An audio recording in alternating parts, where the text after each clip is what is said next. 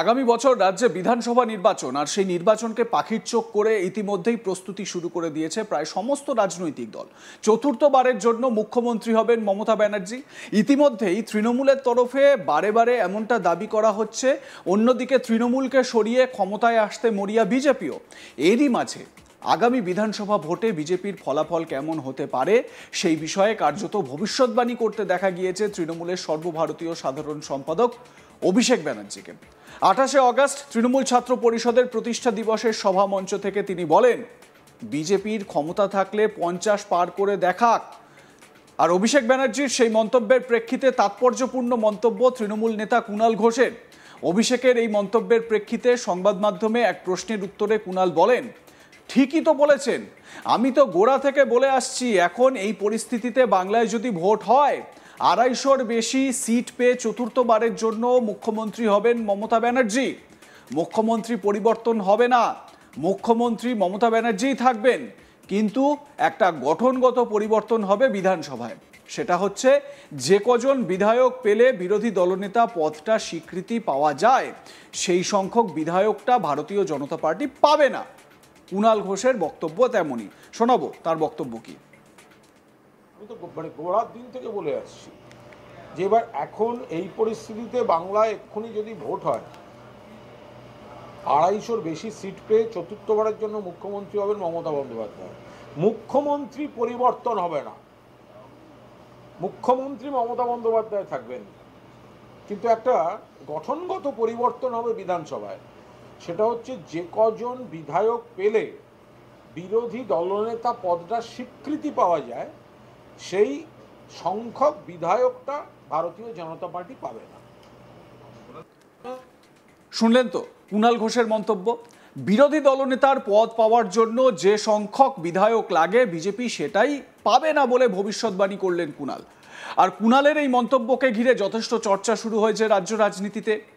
এবার শুনে নেওয়া যাক তৃণমূল ছাত্র পরিষদের প্রতিষ্ঠা দিবসের সভামঞ্চ থেকে অভিষেক কি চ্যালেঞ্জ ছুড়ে দিয়েছিলেন বিজেপির উদ্দেশ্যে, শুনুন। আগেরবার যা আসন পেয়েছিল তৃণমূল, আগেরবার যা আসন পেয়েছিল, আমি বুক ঠুকে এখানে কথা দিয়ে যাচ্ছি, তার থেকে আসন বাড়বে, কমবে না। 2011-য় 184টা আসন পেয়ে আমরা বাংলায় ক্ষমতায় এসেছিলাম প্রথমবার। 2016-য় 5 বছর কুৎসা করার পর তৃণমূলের আসন সংখ্যা বেড়ে হয়েছিল 211। 2016 থেকে 2021 কুৎসা যত বেড়েছে, মানুষের জনসমর্থন তত বেড়েছে, 211টা হয়েছে 215। আর এবার তো আমি বলেছি, বিজেপির ক্ষমতা থাকলে 50 পার করে দেখাও, 50। আগামী দিনে লড়াই বুঝে নেব। আর আমরা এই ভেঙে দাও গুড়িয়ে দাও এর রাজনীতি করি না, আমরা সাজিয়ে দাও গুছিয়ে দাও এর রাজনীতি করি। আমরা যেভাবে মানুষের পাশে ছিলাম একইভাবে আমরা মানুষের পাশে থাকব। এবং শপথ নিতে হবে যে যারা তৃণমূল কংগ্রেসকে ছোট করতে গিয়ে 10 কোটি বঙ্গবাসীকে ছোট করেছে, যারা আমাদের বাংলাদেশি বলে ব্যঙ্গ বিদ্রুপ করেছে, যারা বলেছে বাংলা বলে কোনো ভাষা নেই, যারা বলেছে বাংলা বলে কোনো ভাষা নেই, বাঙালি বলে কোনো জাতি নেই, তাদের বিরুদ্ধে 10 কোটি বঙ্গবাসীর লড়াই। শুনলেন তো অভিষেক ব্যানার্জির বক্তব্য। যদিও অভিষেক বা কুণালের কথা আদৌ বাস্তবায়িত হয় কিনা তা অবশ্য সময়ই বলবে। এদিকে অভিষেক বন্দ্যোপাধ্যায়ের এই যে চ্যালেঞ্জ বিজেপিকে তিনি ছুড়ে দিয়েছেন, তার জবাবে বিজেপি নেতা রাহুল সিনহা তিনি বলেছেন যে আগে ডায়মন্ড হারবার নিয়ে চিন্তা করুন। ডায়মন্ড হারবারে যা হয়েছে, ডায়মন্ড হারবারে নিজের পদ বা নিজের যে সাংসদ পদ সেটা আপনি টিকিয়ে রাখতে পারবেন তো? প্রেস কনফারেন্স করে তিনি এই কথা বলেছিলেন। এবারে স্বাভাবিকভাবে দেখুন, বিজেপির তরফ থেকে যখনই ডায়মন্ড হারবারকে নিয়ে কথা বলা হয় তখনই কিন্তু অভিষেক বন্দ্যোপাধ্যায়ের যে 7 লক্ষেরও বেশি রেকর্ড মার্জিনের জয় ডায়মন্ড হারবার কেন্দ্র থেকে, সেই বিষয়ের মধ্যেই কিন্তু প্রশ্ন তোলা হয় যে এর মধ্যে নিশ্চয়ই কোনো না কোনো রকমভাবে ফ্রড রয়েছে, জালিয়াতি রয়েছে, এর মধ্যে জল মিশেছে এবং এর মধ্যে এই মুহূর্তে যেটা সবথেকে চর্চার বিষয় সেটা হচ্ছে গিয়ে এসআইআর। সেই এসআইআর কেন হচ্ছে? ভুয়ো ভোটার, সেই ভুয়ো ভোটাররা নাকি ভোট দিয়ে অভিষেক বন্দ্যোপাধ্যায়কে জিতিয়েছেন। 2024-এর লোকসভা নির্বাচনে সারা দেশে যত পরিমাণ রেকর্ড এরকম ভোটে জেতার রেকর্ড হয়েছে তার মধ্যে অন্যতম শীর্ষ অভিষেক বন্দ্যোপাধ্যায়ের এই ভোটে জেতা 7 লক্ষ ব্যবধানে। এবং সত্যি কথা বলতে এই ব্যবধানে এই রেকর্ড মার্জিনে জয়লাভ করা কোথাও না কোথাও দেখা যাচ্ছে যে এটা কিছুটা হলেও দৃষ্টিকটু লাগছে অবশ্যই। এবারে যদি আমরা বুথ ওয়াইজ দেখি তাহলে এরকম অনেক জায়গা রয়েছে যেটা বিজেপির তরফ থেকে তুলে ধরা হয়েছে প্রামাণ্য নথি হিসেবে, যেখানে বিজেপির প্রার্থী অভিজিৎ দাস ববি তিনি সেখানে খাতাই খুলতে পারেননি, এই রকম পরিস্থিতিও হয়েছে। যদিও এই ছাত্র পরিষদের প্রতিষ্ঠা দিবসের মঞ্চ থেকে অভিষেক বন্দ্যোপাধ্যায় কিন্তু টার্গেট সেট করে দিয়েছেন।